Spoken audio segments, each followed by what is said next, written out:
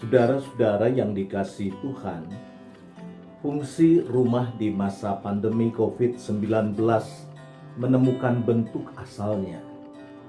Bukan lagi menjadi sekedar tempat beristirahat, apalagi seperti hotel di mana setelah sarapan kita berangkat dan setelah lelah beraktivitas kita pulang, tidur, dan begitu besok pagi sarapan berangkat lagi.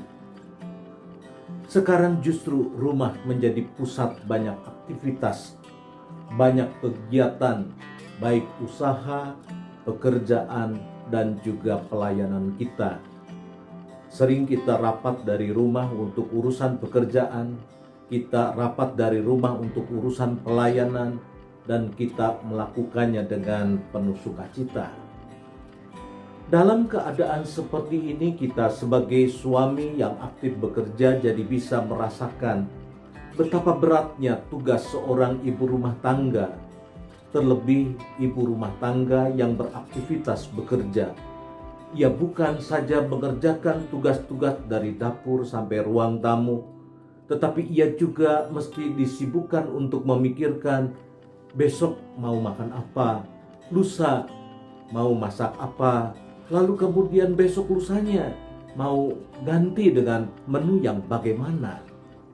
Lalu setelah itu ia harus memikirkan apa yang harus ia beli hari ini agar cukup untuk 3 hari, agar kita tidak terlalu sering berbelanja ke pasar. Ada suami yang lalu mulai membantu tugas-tugas yang dilakukan istrinya, ikut menikmati pekerjaan yang selama ini dikerjakan istrinya sehari-hari. Bahkan tidak sedikit yang lalu mulai belajar memotong sayuran, menyediakan makanan, dan juga melakukan pekerjaan membersihkan rumah dari dapur sampai ke ruang tamu. Dan dalam keadaan seperti ini, sebagai istri juga jadi sedikit lebih memahami apa yang dikerjakan suami. Sebab di tempat yang sama kita mendengar suami berhubungan dengan siapa saja, untuk urusan apa saja, dan bagaimana reaksinya untuk masing-masing pekerjaan yang dilakukan oleh mereka. Setiap orang yang menjunjung kehidupan pernikahan akan menikmati saat-saat kebersamaan seperti ini. Tetapi setiap orang yang berbuat serong, ia menjadi seorang yang cepat gelisah sebab ia merasa tidak bebas menyapa dan berkata-kata mesra dengan orang yang tidak seharusnya. Kita punya waktu bersama dengan anak-anak kita. Setiap kita yang menjunjung tinggi lembaga keluarga akan menikmati saat-saat seperti ini yang tidak akan pernah datang 2 kali dalam hidup kita. Dulu kita selalu tidak punya waktu untuk menengok orang tua, berlama-lama dengan mereka. Sekarang Tuhan menyediakan waktu bagi kita, bukan hanya untuk menengok mereka, tetapi juga ikut membereskan rumahnya, memperbaiki hal-hal yang perlu diperbaiki. Inilah saat-saat yang tidak akan datang 2 kali dalam hidup kita, yang harus kita manfaatkan dengan baik, sebab kita yakin tidak ada satu peristiwa yang terjadi dalam hidup kita yang Tuhan tidak mempunyai rencana di dalamnya.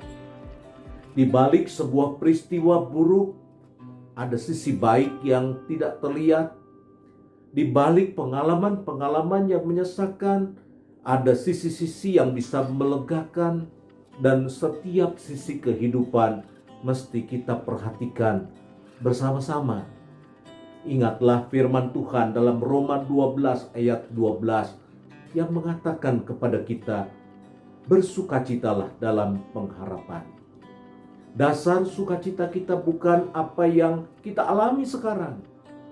Dasar sukacita kita adalah apa yang belum kita terima, pengharapan. Dan oleh karena itu bukan saja bersukacita, tetapi juga kita diajak untuk bertekun di dalam doa. Kita diajak untuk bersabar di dalamnya.